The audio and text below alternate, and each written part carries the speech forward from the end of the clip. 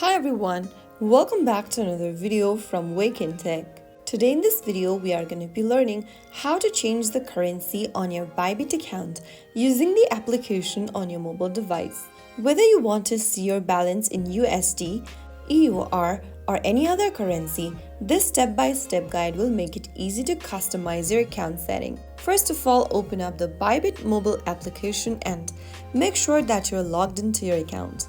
Once you're in, tap on your profile avatar at the top left corner. Once you get to this profile section, click on the settings or the gear button at the top right. This will open up the user center. From here, click on General. Under General, tap on Currency Display. Now, from the menu, choose your preferred currency.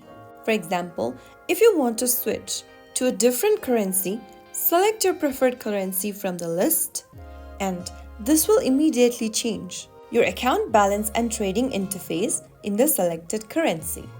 You can now return to the main dashboard or the home page, and there you have it. That is how you can easily change your preferred currency on your Bybit application.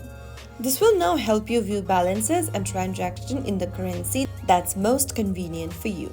If you found the video helpful, don't forget to like, share, and subscribe to the channel. I will be back again in the next video. Thank you for watching.